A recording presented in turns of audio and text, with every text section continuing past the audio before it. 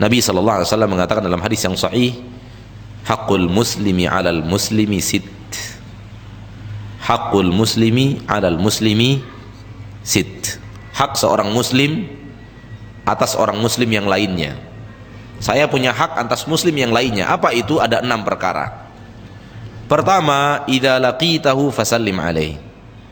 Kalau kamu berjumpa dengan orang muslim itu, hak dia yang harus kamu tunaikan, ucapkan salam kepadanya. Wa idza da'aka fa'ajibhu. Apabila dia mengajakmu, memanggilmu untuk sebuah hajat, undangan makan dan semacamnya, maka penuhi panggilannya itu. Wa idza stansahaka fansahhu. Dalam riwayat lain fansah lahu. Apabila dia minta nasihat kepadamu, hak dia yang harus kamu tunaikan, berikan dia nasihat. Wa idza marida fa'udhu. Apabila dia sakit, haknya yang harus kamu tunaikan adalah jenguk dia. Wa idza mata fatba'hu. Apabila dia wafat, maka ikuti jenazahnya. Tasyi', antarkan dia ke pemakaman. Wa idza 'atasa fahamidallaha fashammithu. Apabila dia bersin, setelah bersin dia bertahmid, mengucapkan alhamdulillah, maka haknya adalah kamu tashmid dia. Tashmid adalah engkau ucapkan kepadanya yarhamukallah. Ini 6 hak muslim atas muslim. Salah satu di antaranya adalah bab kita sekarang, bab ijabatud da'i, memenuhi panggilan orang yang mengajak. Maksud mengajak kepada sebuah makanan, hajat. Berbeda para ulama, apakah hajat ini khusus walimatul urs, atau dia hajat apapun dalam bentuk undangan makan. Sebagian mengkhususkan dia kepada walimatul urs, dan sebagian mengatakan umum, tidak hanya terkait kepada walimatul urs. Dan pendapat yang mengatakan tidak hanya terkait kepada walimatul urus lebih sahih karena lebih didukung oleh dalil. Nabi tidak mengkhususkan kepada walimah, namun Nabi mengumumkan, menjadikannya lafaz umum. Idza da'aka, apabila dia mengajakmu, memanggilmu, fa'ajibhu, maka penuhi panggilannya. Jadi tidak hanya khusus kepada walimatul urus. Namun karena bab ini berhubungan dengan ajakan walimatul urus, maka diletakkan di bab ini. Dan Imam Muslim sepertinya lebih condong kepada pendapat umum. Oleh karena itu judul bab dibuat judul umum, bukan judul walimatul urus. Nampak judul umum di judul bab. Beliau tidak mengkhususkan hadis ini untuk walimatul urus. Akan tetapi karena dia punya kaitan dengan walimatul urus, dan memang secara angka mayoritas ajakan itu adalah walimatul urs, pesta pernikahan. Oleh karena itu walimatul urus mendapatkan penekanan utama untuk dihadiri daripada yang lainnya, karena memang undangan manusia untuk datang ke rumah makan itu mayoritas adalah dalam walimatul urs. Kenapa? Karena walimatul urus lah satu-satunya dalam agama kita yang ana tahu, wallahu ta'ala alam bissawab, yang mana setiap makanannya kita siapkan di rumah kita. Makanannya kita siapkan di rumah kita, dan kita undang orang datang ke rumah kita. Adapun yang lainnya tidak mesti harus diadakan di rumah kita. Contohnya akikah. Akikah tidak mesti harus diadakan di rumah kita. Yang penting adalah sembelihkan kambing, bagi-bagikan daging kambingnya kepada kaum muslimin. Soal dibagikan dengan cara diundang orang makan ke rumah, atau kemudian dimasak lalu dibagi-bagikan, atau dibagi-bagikan mentah, nggak ada masalah. Semuanya boleh. Karena intinya bukanlah mengundang orang makan ke rumah, namun intinya adalah menyembelihkan kambing 1 ekor untuk anak wanita, 2 ekor untuk anak laki-laki, lalu dibagikan daging-dagingnya sebagai wujud rasa syukur kita atas nikmat besar yang Allah berikan kepada kita, yaitu dikaruniai seorang anak. Dan tidak mesti di rumah.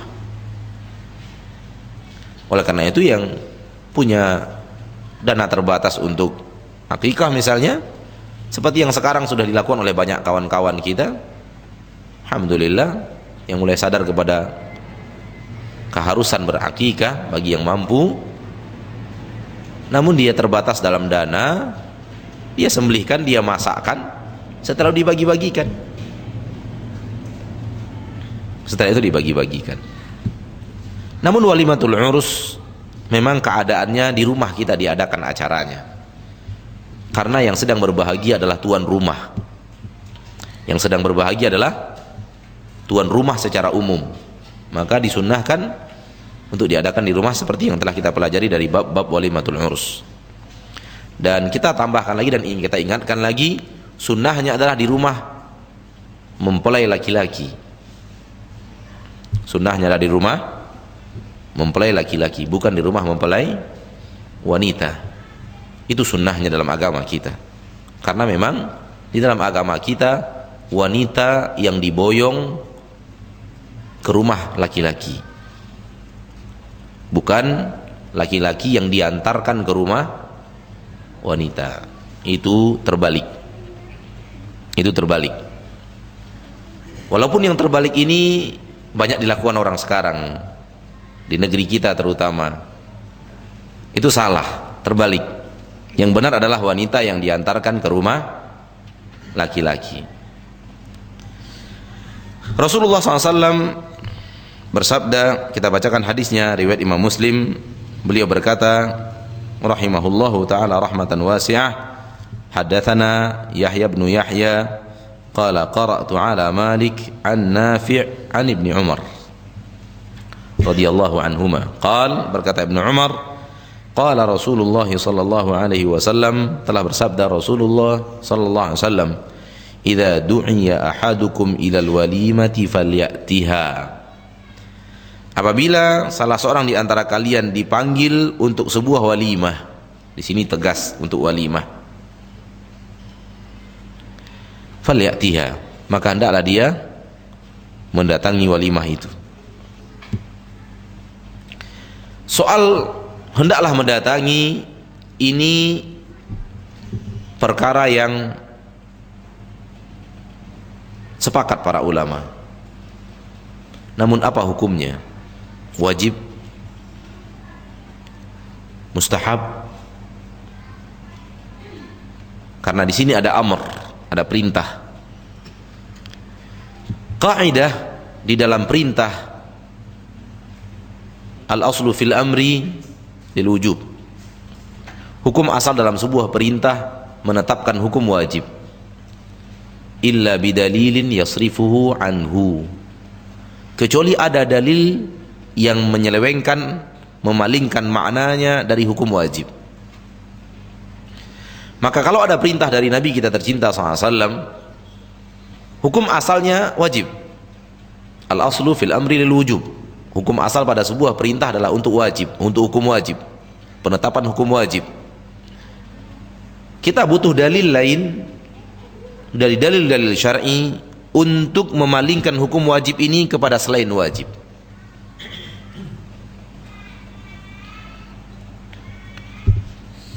Dalam hal ini kita tidak menemukan, wallahu alam, dalil yang jelas untuk memalingkan hukum ini kepada mustahab. Maka tetaplah dia pada hukum asalnya, yaitu menghadiri walimatul urs. Hukumnya adalah wajib, kecuali orang yang punya uzur. Orang yang punya uzur hilang, jatuh kewajibannya. Namun bagi yang tidak punya uzur, dan malas bukanlah uzur, dan malas bukanlah uzur. Nanti kita bawakan perkataan Imam An-Nawawi di dalam syarah kitab ini, apa saja uzur-uzur untuk tidak hadir walimatul urs. Dan di antara uzur-uzur yang dibawakan oleh beliau, tidak satupun yang tertulis malas hadir.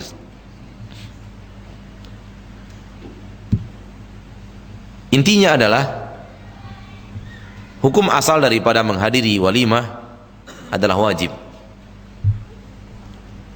kecuali bagi orang-orang yang punya uzur untuk tidak mendatanginya.